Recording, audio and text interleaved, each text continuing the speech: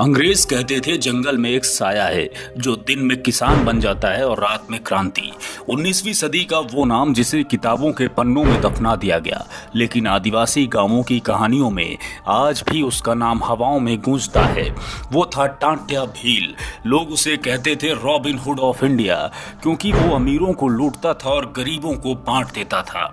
एक क्रांतिकारी, एक योद्धा, एक अमर देशभक्त जिसे अंग्रेजों ने मारा तो जरूर लेकिन हरा कभी नहीं पाए।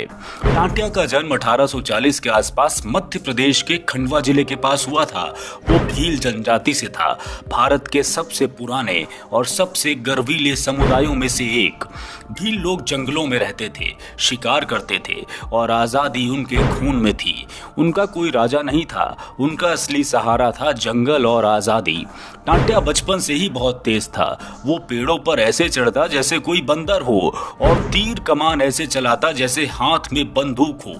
उसके दिल में बचपन से ही एक आग थी, गरीबी, शोषण और अंग्रेजी सत्ता के खिलाफ जलती आग। 19वीं सदी में अंग्रेजों ने पूरे भारत पर कब्जा जमाया हुआ था। किसानों पर जमींदारों का जुल्म, बेगारी, जबरन टैक्स का आतंक था। लोग भूखों मर रहे थे। टांट्या ने ये सब अपनी आंखों से देखा और उसने तय किया कि अब और नहीं। अगर अंग्रेज गरीबों का खून चूसेंगे तो उन्हें जवाब जंगल से मिलेगा। पहले उसने छोटे छोटे हमले शुरू किए। रात में अंग्रेजी चौकियों पर अटैक करता, उनके गोदाम लूट लेता और सुबह वही अनाज गरीबों के घर तक पहुंचा देता था। धीरे धीरे उसका नाम जंगलों से निकलकर शहर तक पहुंच गया।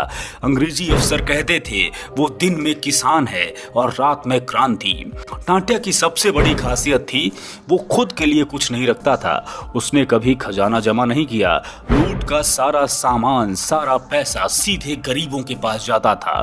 किसी की बेटी की शादी होती तो टांट्या मदद करता, किसी की माँ बीमार पड़ जाती तो दवा का इंतजाम कर देता था, किसी किसान की फसल बर्बाद हो जाती तो टांट्या रातों रात अनाज उसके दरवाजे पर रख जाता।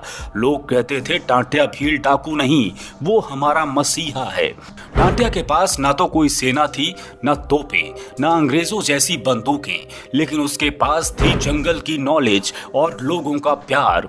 वो घोड़े की पीठ पर बैठकर बिजली की तरह भागता था। गांव-गांव उसका नेटवर्क फैला हुआ था। किसी को जरूरत होती तो मैसेज पत्तों और पत्थरों पर लिखकर भेजा जाता था। अंग्रेजों ने कई बार उसे घेरने की कोशिश की, लेकिन हर बार टांट्या उनके हाथों से रेत की तरह फिसल जाता था। कभी वो साया बनकर निकलता तो कभी हवा बनकर गायब हो जाता। ब्रिटिश अफसर कहते थे जंगल उसका घर है और हम मेहमान।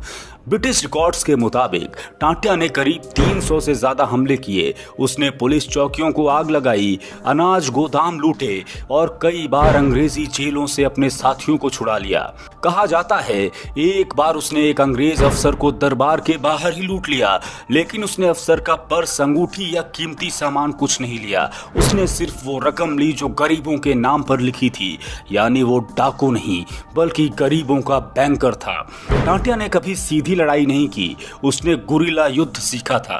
रात को हमला करता था, सुबह तक गायब हो जाता। उसका हर वार अचानक होता था, बिना चेतावनी के। उसकी असली ताकत थी उसका नेटवर्क। हर गांव में उसके लोग थे। कभी किसी ने उसके लिए खाना बनाया, कभी किसी ने घोड़ा दिया तो कभी किसी ने छुपने की जगह मुहैया कराई। यही कारण था कि टांट्या एक सामान्य इंसान नहीं बल्कि एक पूरा आंदोलन बन गया। लेकिन कहते हैं कि सबसे बड़ा दुश्मन बाहर नहीं, घर के भीतर ही होता है। 1889 में एक राजशाही आदमी ने उसे धोखा दे दिया। टांट्या एक धार्मिक आयोजन में गया था, वहीं से अंग्रेजों ने उसे पकड़ लिया। उस पर राजद्रोह, हत्या, डकैती और सरकारी संपत्ति को नुकसान पहुंचाने के कई मुकदमे लगा दिए गए। तारीख 19 अक्टूबर 1889। जगह जबलपुर सेंट्रल जेल। सुबह सुबह टांट्या को फांसी पर चढ़ा दिया गया। लेकिन यहीं से शुरू होता है एक नया रहस्य। लोग कहते हैं अंग्रेजों ने उसकी बॉडी खंडवा के जंगलों में कहीं फेंक दी थी। आज भी वहां के आदिवासी मानते हैं कि टांट्या भील का शरीर मिट्टी में नहीं बल्कि जंगल की आत्मा में बदल गया। आज भी मध्य प्रदेश के आदिवासी गांवों में टांट्या को मामा कहकर याद किया जाता है। उसकी पूजा होती है। हर साल टांट्या मेला लगता है। लोग उसकी समाधि पर जाते हैं। वो कहते हैं टाट्या मरा नहीं, वो आज भी जंगलों में छुपा हुआ है, हवा की तरह, किसी साए की तरह। इतना बड़ा योद्धा, इतना बड़ा जननायक, लेकिन इतिहास की किताबों में उसका नाम क्यों नहीं है? क्योंकि उसने जुल्म के खिलाफ लड़ाई लड़ी, उसने गरीबों का साथ दिया और उसने अंग्रेजी सत्ता की नींव हिला दी। सिस्टम कभी नहीं चाहता था कि आने वाली पीढ़ियां ऐसे बागियों से प्रेरणा लें, और यही वजह है कि टाट्या भील की कहानी आज एक साइलेंस फाइल है। रॉबिन हुड सिर्फ इंग्लैंड में नहीं था, भारत का रॉबिन हुड था टाट्या भील। लोग आज भी उसे मामा कहकर पुकारते हैं। वो चला तो गया, लेकिन उसकी आत्मा आज भी जंगल और वहां रहने वाले आदिवासियों की सुरक्षा में मुस्तैद है।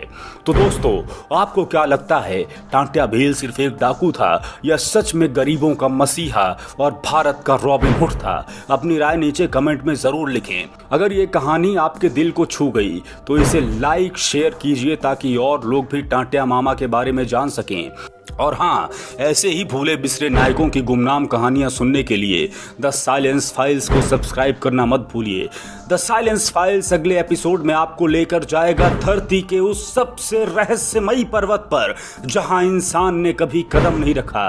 कहा जाता है कि अगर कोई उस पर्वत पर चढ़ने की कोशिश करता है तो या तो वो रास्ते में ही खो जाता है या फिर लौट कर कभी कहानी नहीं सुना पाता।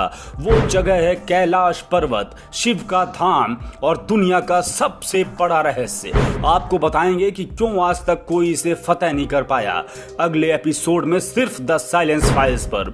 हमारी कोशिश यही है कि वो कहानियां जो दबा दी गईं, दुनिया को बताई नहीं गईं, उन्हें फिर से जीवित किया जाए, क्योंकि ये बातें आपको कोई और नहीं बताएगा, सिर्फ हम बताएंगे द साइलेंस फाइल्स पर। हर शनिवार, मंगलवार और गुरुवार शाम 7 बजे, क्योंकि कुछ कहानियां किताबों में नहीं, साजिशों की तह में छुपी होती हैं और दस्तावेजों के तहखाने में धूल खा रही होती हैं। ऐसे ही अनसुनी, अनफिल्टर्ड और अनसेंसर्ड कहानियों के लिए सब्सक्राइब कीजिए the silence files. Bell icon दबाइए ताकि अगली गुमनाम गाथा सबसे पहले आपके पास पहुंचे। इस वीडियो को शेयर करें और हमारी धांसू प्लेलिस्ट में जाएं, जहां देश विदेश की सबसे गहरी हिडन मिस्ट्रीज आपका इंतजार कर रही हैं।